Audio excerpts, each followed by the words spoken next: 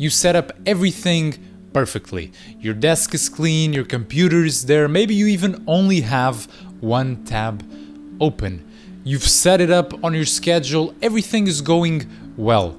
You're finally gonna do it, you say to yourself. Today is the day when you begin. No more excuses, no more bullshit, no more procrastination.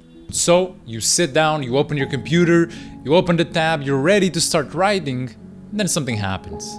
Silence. What should you write about? For how long? What are the topics? Do I need to do more research? These and so many other things start plaguing your mind. The more of these thoughts appear, the more overwhelmed you get, the more anxious you get, the more restless. And this is when the problem happens. The more overwhelmed you get, the more you start to crave.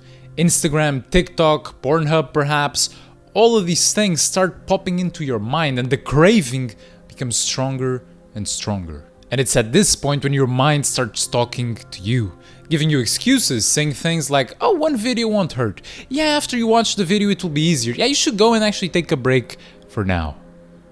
Obviously, after this, it never feels better, the problem is never solved, and what ends up happening is that you fall prey to these temptations. You listen to the mind that tells you these excuses and you go and you watch the video, you play the video game, you watch the TikTok. Now 5 minutes of scrolling turn into 15, which turn into half an hour, which often turns into an hour, which turns into you give up. You give up on the day. What started off as a small break has turned into you giving up. You had everything ready and prepared to make it work, but as soon as some discomfort, as some boredom, as some obstacles appeared, you absolutely crumbled. I myself used to be the same way as well. For me personally, it was video games.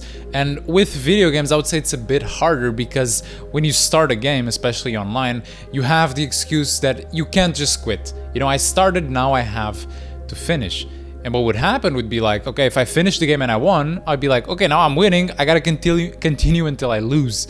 If I lost, then I'd be like, well, I lost, so I can't leave on a loss. And essentially what I was doing is like a gambler that can't leave the casino, I could not leave my pleasure. And what the consequence of this, of not leaving my pleasure, was that the work never got done. At this time I was still in school, but I always fell short on my potential because I always left things until the deadline day, pretty much. You maybe have the same experience. Maybe you don't leave it for the deadline day, but maybe you leave it close enough until when you start to feel so much panic that you have to get to it. The problem with this is that, or rephrasing that, the problem with never facing discomfort, especially when you should do it, is that you eventually have to face it anyway.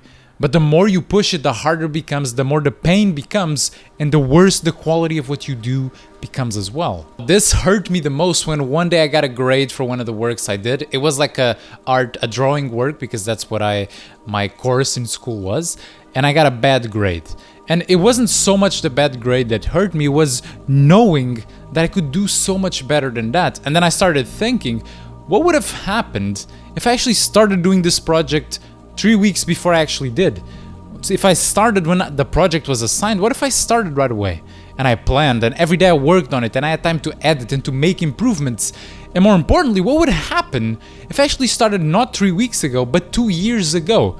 Not on this project, obviously, but actually on improving myself, on becoming better, not only in this, but in everything. Getting a better body, actually perhaps trying to make more money, to becoming better. Now what I soon realized is that I was severely lacking. I was, at that point, left with a lot of regrets. And if you're similar to how I was back then, and if you think about the same that I did, it's impossible not to feel regret. And it's not bad that you're gonna feel that. If that is you at this point, you need to feel bad. You need to understand the true consequences of delaying. It is not just that, you know, your work's a little bit worse in the moment, or that you get a worse grade. Sure, those are also consequences, but the bigger one, the true consequence, is that you are delaying not on the project, but on the best version of yourself. And if you're ambitious, if you have high goals for yourself, that is absolutely unacceptable. Now, my main problem, and yours as well if you're in the same situation, is not that you can't do the work. Because when the deadline gets close enough, you actually do the work. You actually sit down and maybe you even enter a flow state and you realize how good you are at doing that thing. So that is not the problem. The problem is that you cannot face discomfort ahead of time. You cannot be comfortable with being uncomfortable. And I know that is quite paradoxical to say, because how can you be comfortable with something that's uncomfortable? Now, maybe the word is not comfortable, but you need to be good with it. You need to be able to deal with it. So that when you sit down and there's that blank page or blank canvas or blank whatever in front of you, and you know that you could delay, you know that you could push it back, but you can understand that and realize that and listen to all the excuses and then still sit down and stay there with that boredom, stay there with that creative block or logical block, whatever it may be, and push through it and start writing, start painting, start working, even if it feels bad, even if it feels horrible in the beginning. If you can do that, what will happen is that inevitably your mind will start working with you. When your mind realizes that you are committed to facing this hard challenge, when you're truly committed, when the mind knows that you're not gonna listen to the excuses, then it's gonna help you. Because the mind is great, it's great at solving problems, at being creative, at all of these things, but you need to get it to work with you. So when that feeling arises next time, get real cozy with it, welcome it, feel it completely, see where in your body it's feeling, what your mind is telling you, everything. Be there with it, because accepting it and embracing it and not running away from it is the first step. Now, obviously I could tell you, and then just start work, and then just start doing the thing. And that could work if you're now motivated and you're watching the video, and maybe for 1 week it would work, 2 weeks, but it's not sustainable. Because, and I talk about this a lot, which is the same mind that then would tell you to push over discomfort would be the same mind that eventually would tell you to just take the excuse. So you cannot rely on this all the time. But I have something better. And what I would suggest you to do about it, to actually overcome this and solve this, would be two main things. Number one, you gotta do the homework. So you gotta do the work before the work. So in this case, let's say if you want to sit down and write, or finish a certain project, whatever you have to complete, you have to do the homework before. These are what I call the pre-habit actions. So if let's say, give you an example, if the habit would be to write, let's say sit down and you have to write a 5,000 word essay. Now, if that is the habit, the thing that you have to complete, then what you have to do before is understand, what you have to do before is clarify what the habit entails. So really understanding, okay, how many words do I want to write per day? How long do I want to work on this? And how much time do I want to have to edit? Really break everything down logically and in a good structure.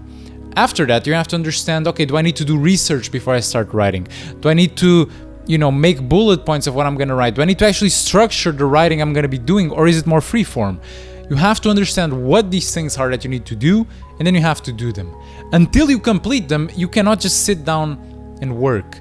Or maybe you can, but it's going to be so much harder. The less you do of this work, the more barriers there are going to be to starting. Because obviously the mind's very smart, so when you sit down, these are the questions that you're going to have to answer. The mind is going to be like, okay, but what are we going to write about? How long are we going to write for?